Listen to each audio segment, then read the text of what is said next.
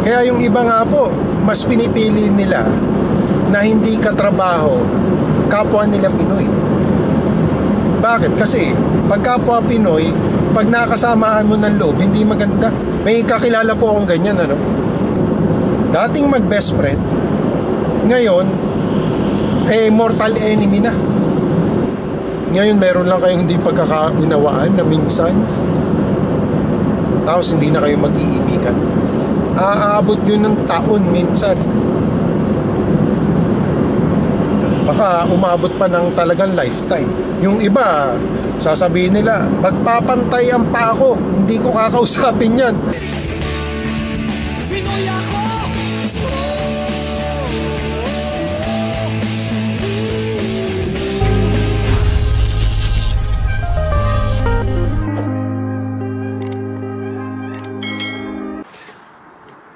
Uy, medyo madilim Gumpisa na ang taglamig.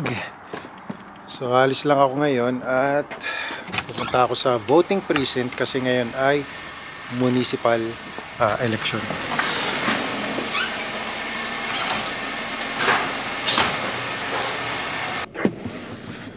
Sino kayang iboboto kong mayor at councilor?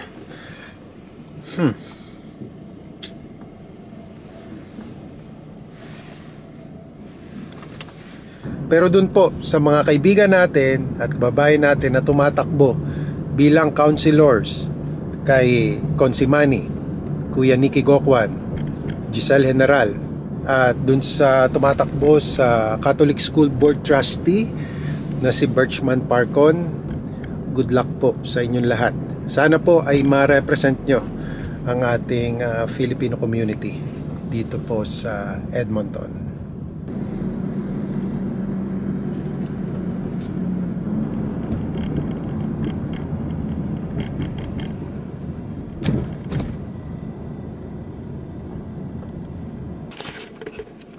Okay, nandito na ako sa isang voting precinct dito sa lugar namin.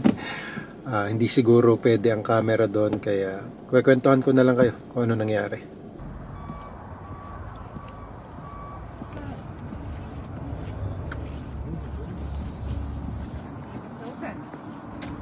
It is. Good news. Thank you. There you are. Okay. Thank you. And here.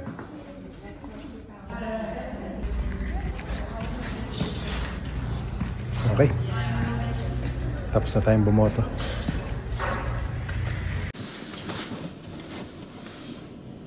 Lunes, mga kababayan. Pasok na naman tayo sa trabaho. At salamat nga pala doon sa mga kababayan natin na patuloy na sumusuporta sa aking channel, sa aking YouTube channel. And i-follow nyo rin po ako sa aking Facebook page, Sok De Mesa po, Sok Digital Media. Ilalagay ko po yung link below para kung may Facebook page kayo, edi pwede kayo mag-leave ng comment doon at masagot ko yung comment nyo. Kasi nito mga nakaraang mga araw or buwan na yata doon na ako nagiging busy sa Facebook. Kasi sa Facebook maigsi lang yung mga videos na pinopost ko doon, mga reels lang kasi. Parang mas madali mas madali na gumawa ng content sa Facebook rather than sa YouTube. YouTube kasi is long form At yun nga, kaninang umaga ay nagampanan natin yung role natin, yung ating obligation na tayo ay bumoto. And meron tayong mga kababayan dito na tumatakbo bilang councilors.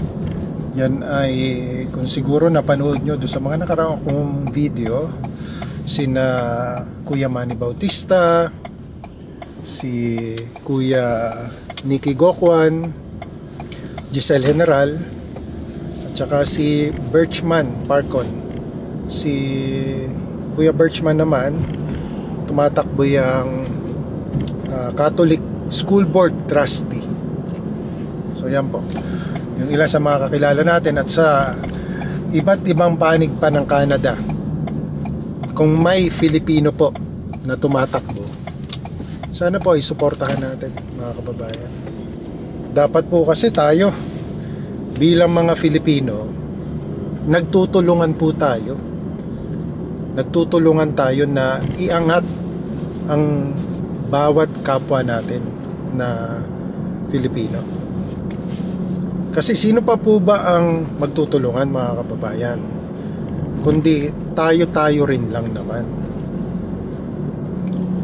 So mahirap po kasi, mga kababayan, kung halimbawa tayo-tayo na nga rin lang, tayo-tayo pa yung nagsisiraan, tayo-tayo pa yung nag-aaway-away. Lalo pa ngayon, mga kababayan, sa Facebook. Nako, sa Facebook, pagka may nakitang isang post, yung iba nakikisaw-saw. Halimbawa, hindi naman niya away, nakikisaw-saw siya doon. At meron talagang ganyan mga klaseng mga tao, no, na yun talaga yung kanilang parang libangan na. Libangan na nila yun, diba? Hindi naman po lingid sa inyo, mga kababayan, may mga bashers, diba? Yun yung kaligayahan nila, yun yung kasiyahan na nila, yung mambash ng tao, mamuna ng kapintasan ng kanyang kapwa.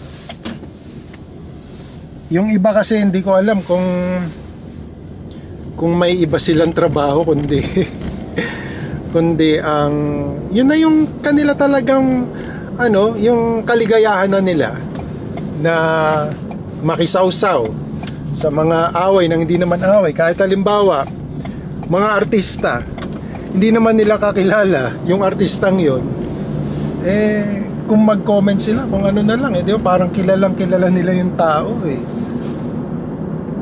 Kasi yan po, mga kababayan, kung tayo ay taong religious, obserbahan nyo ang kapaligiran ngayon.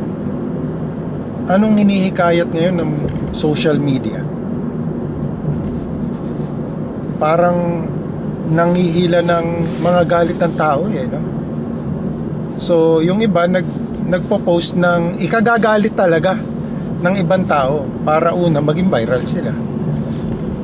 So kaya minsan may ganun talagang ang gusto talaga niyang gawin ay manghila ng galit ng mga tao para sila ay putaktihin ng comment. Kasi engagement po ang tawag dyan, di ba? Tactic nung iba na ang kanilang gawing content is yung mga sa ikagagalit ng tao, di ba? Yung kapintasan ng kanyang kapwa, yung mga iba't sari-sari po ang naka-post ngayon sa social media. So nasi-share ko lang po ito sa inyo ngayon, mga kababayan, kasi nga instead of tayo ay magsiraan, mag-away-away tayo, kapwa natin Pinoy, aawayin natin, bakit hindi tayo magkasundo, di ba? Alam ko, sasabihin nyo sa akin, sa perfect world lang yan nangyayari, yung pagkakasundo-sundo ng lahat ng mga Pilipino. I know, but we can at least try to achieve that. Kasi lang naman po yan, ang nangyayari po kasi, halimbawa may hindi pagkakaunawaan, kaya sila tumatagal yung kanilang away, na umaabot sa point na nagdadamay-damay na, nagkakaroon na ng pagkakampi-kampi. Alam niyo po yung pagkakampi-kampi na sa ikagugulo ay hindi po diwa ng yan, hindi po diwang maganda yan, sabihin na lang natin. Kasi pagkakampi-kampi sa ikasasama, di ba? sana ang pagkakampi-kampi natin sa ikabubuti ng kapwa natin. Kaya nga po ako talagang as much as possible, ako po mga kababayan, ayoko po makisawsaw sa mga away ng kung sino man na tipong madadamay ka, di ba? Kasi kailangan nyo pong alamin both sides of the story, di ba? Sabi nga ng kanta ni Francis M, gumitna ka, wag kang kumampi. Alamin mo yung both sides of the story. At saka kung halimbawa may kakampihan kang isa, sana kampihan mo yung isa para ipagkasundo mo dun sa isa. Yung pagkakasundo, hindi yung pagkakawatak-watak pa, yung tipong susulsulan mo pa, sasabihan mo pa ng sabi mo pa, oo nga, ganyan yan, diba? Kumbaga, you are adding fuel to the fire. Yung merong ganun diba? Merong ganun mga ibang tao, no? Uy, oo nga, no? Ganyan, diba? Yung naalala nyo siguro nung bata pa kayo, minsan may mag-aaway na pares bata, no? Imbes na awatin, ang sasabihin pa nung iba, hawakan mo nga sa tenga, di ba ganun? No, syempre, pag hinawakan nyo sa tenga, hindi naman papayag na hawakan lang sa tenga, di ba? Parang ginagalit mo palalo, di ba? Ganun din, tumanda na tayo, pero yung pag-iisip natin, parang isip bata pa rin tayo. Kasi pagiging isip bata po yun, yung tipong susulsulan mo pa, sasabihan mo pa ng ikagagalit, ng ikasasama pa nung dalawa, di ba? Na talagang mag-aaway pa sila. Yun po ay isip ng parang isip bata, Mabuti sana kung isip bata tayo na tipong pag nag-away, mamaya bati na agad, di ba? Hindi na mag-aaway. May ganun po, may ganung pagkaisip bata na nakakalimutan na nila yung away nila, hindi nila itinatanim sa kanilang mga puso yung sama ng loob. Masama po kasi sa tao yung nagtatanim ng sama ng loob. Kasi una, sinong pinapahirapan mo, kabayan? Kung magtatanim ka ng sama ng loob, hindi ba sarili mo yung pinapahirapan mo? Tapos hindi lang sama ng loob ang tinatanim mo, kundi ang iniisip mo pa masama laban sa kapwa mo. Ang isipin po lagi natin, mabuti yung kapwa natin. Kaya nga ako, mga kababayan, kung ako papipiliin, mas pipiliin ko na yung tipong ikaw yung sinisiraan kesa ikaw yung naninira sa kapwa mo, kesa ikaw yung naghahanap ng ikasisira ng kapwa mo. Buti na po yung ikaw na yung sabihin na natin nasa agrabyadong side. Okay lang, di ba? Walang problema kung hindi naman totoo yung sinasabi, di ba? Kung totoo man, edi i-take mo sa positive, di ba? Tingnan mo sa sarili mo, baka kailangan may i-improve ako sa sarili ko. Baka may kailangan akong baguhin sa sarili ko, di ba? Ganun lang po yun kasi ang nangyayari, yung tinatawag na nagpapataasan ng ihi. Mas maganda po siguro magpakumbaba tayo, di ba, mga kababayan? Ako po yung diwang natutunan ko na magpakumbaba ka, di ba? Yun po, diwang maganda po yun diwang mabuti po yun kesa yung diwa mo na ikaw yung mang-aagrabyado sa kapwa mo, ikaw yung manlalamang. So yun po, kaya po tayo napunta sa usapang ito kasi ang tema ng usapan natin is, kasi nga kanina kagagaling ko sa pagboto. So kapwa natin Filipino, dapat suportahan po natin na magkaroon tayo ng Filipino representation. Yun po yung mga tema namin pagka nag-gather po kami ng mga kandidato namin dito sa Edmonton. Yan, pag nakakausap po namin yan, sina Kuya Manny Bautista, si Kuya Nicky Gokwan, si Giselle General, si Kuya Birchman. Ang tema po natin, pagtutulungan. Ang tema po namin pag nami-meeting kami, pagtutulungan. Paghihilahan, paangat. So hilahin natin yung kapwa natin, paangat. Hindi po yung tipong anong tawag doon, ilulugmok pa natin. Kasi po ako, exposed po ako sa mga ganyan na may mga business dito minsan. Business, pareho silang business. Magkaaway sila, pareho silang Pinoy. Di ba? Meron dito mga sari-sari po. Iba't iba pong mga negosyo na naandito, na nawi-witness ko, na sila ang magkakalaban. Buti kung magkalaban in a, sabihin nating healthy competition. Hindi po gano'n na nangyayari, mga kababayan.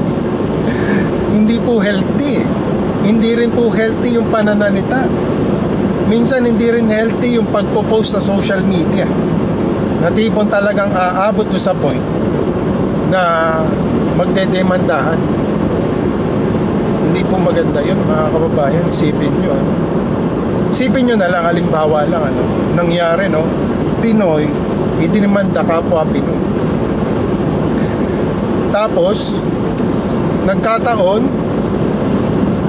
yung judge Pinoy din. Ay, diba? So Pinoy, puro Pinoy tayo. Mga kababayan, Pinoy yung attorney niya nung isang partido, Pinoy din yung attorney nung isang partido. Ay, paano tayo niyan, mga kababayan? Diba? Sana wag umabot sa point na gano'n, na magdedemandahan kayo dahil sa hindi magandang pananalita ng isa. Sana pagkasunduin na lang, diba? Pagkasunduin na lang kaysa umabot sa point na gano'n. Kung may hindi pagkakaunawaan, edi pag-usapan, diba? Sana mapag-usapan, hindi yung, kasi once na pinost nyo na sa social media, patay tayo dyan. Magkakampihan na yan for sure. Merong kakampi doon sa isang site, hindi rin naman pwedeng walang kakampi doon sa isang site, diba? Una, may pamilya din yun, yung isang site na yun. May pamilya, may kaibigan sila. Etong kabila, may pamilya, may kaibigan. So ano mangyayari? Yung pamilya, kaibigan ng bawat isa, magkaaway na din. So lumalaki yung gulo, lumalaki yung away.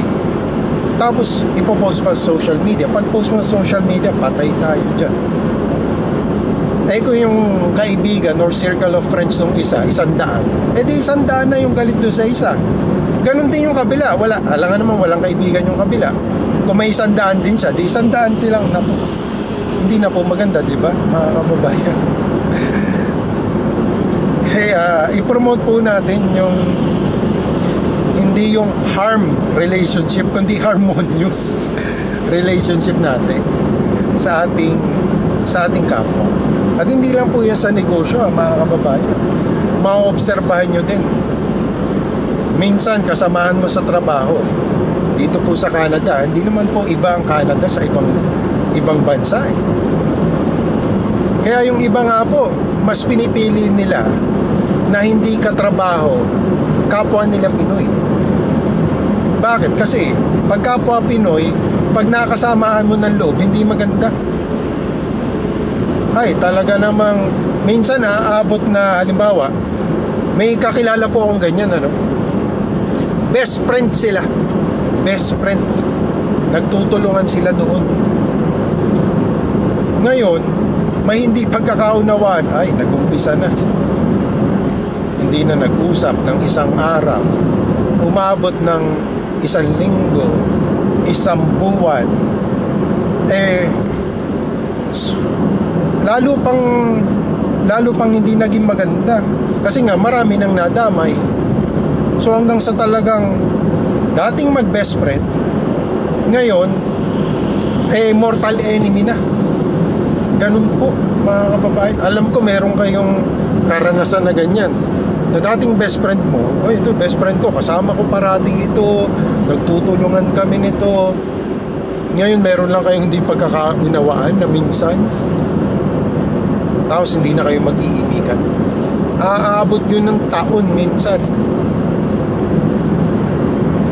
Baka umabot pa ng talagang lifetime.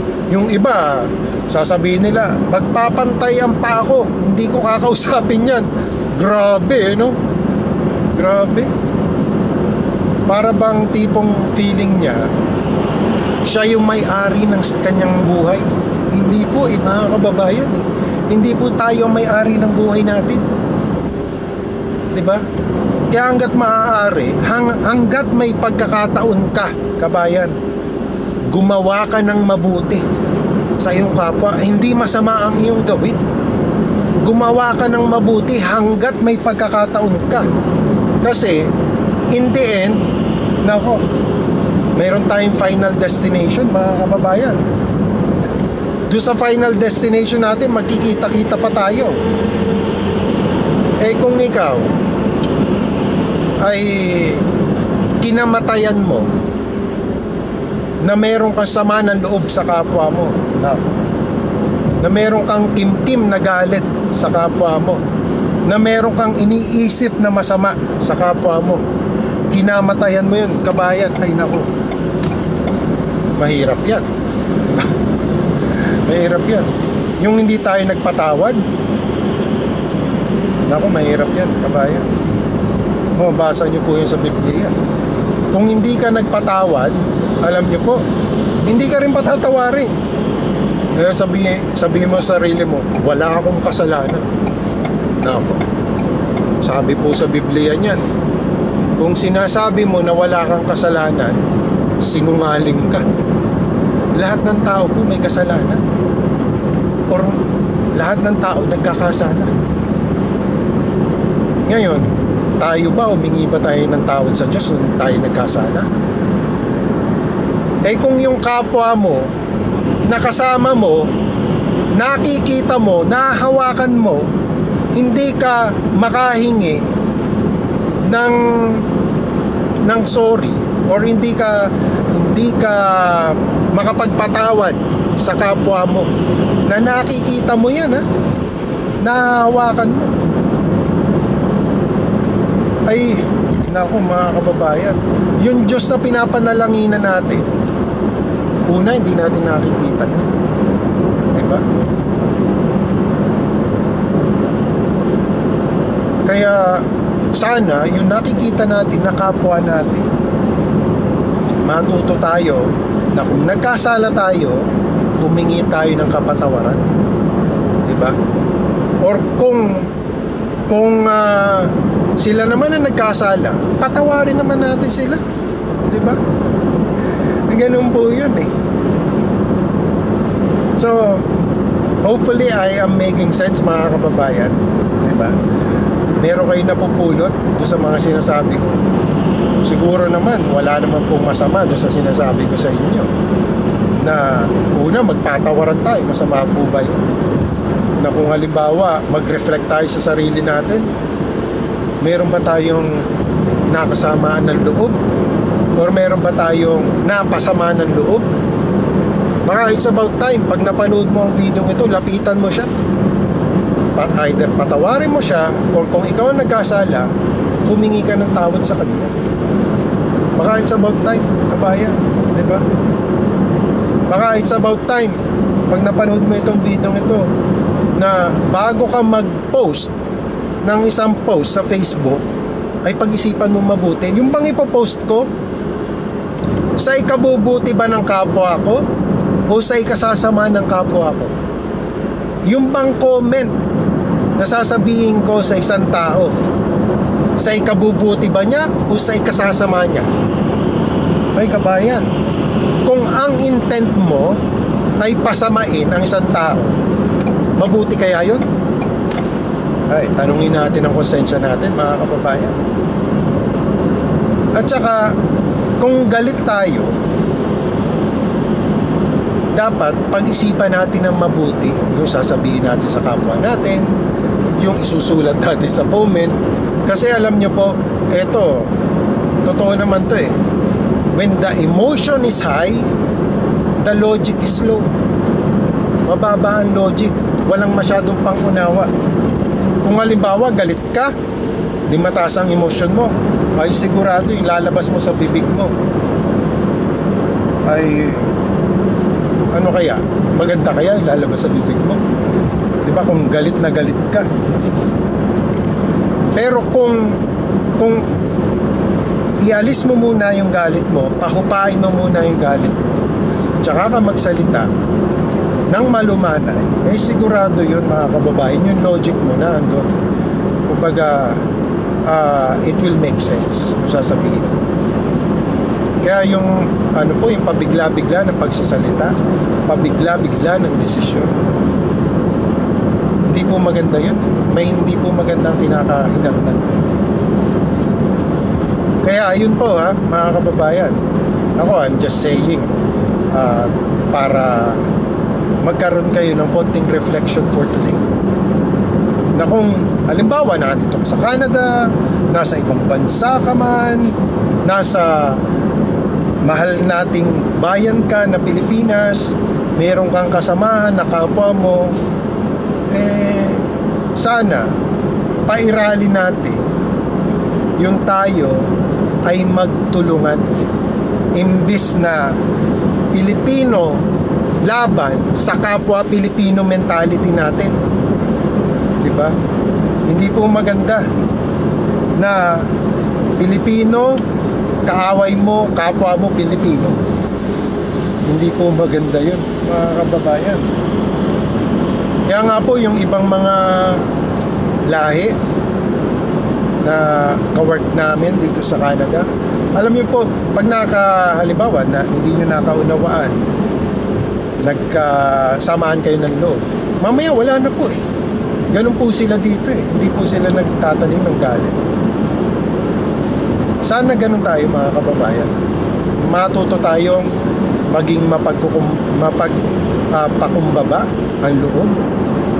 Matuto tayong magpatawad sa kapwa natin.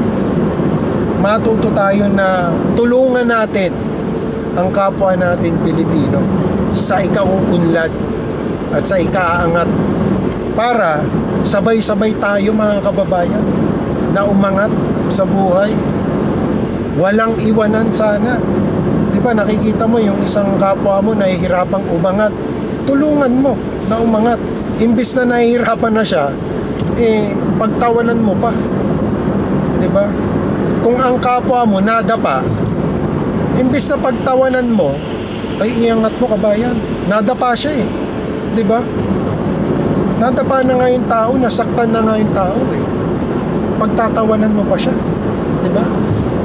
Dapat tulungan natin, ibangon natin. So, I hope you like this video mga kababayan. Hanggang dyan lang po muna for today.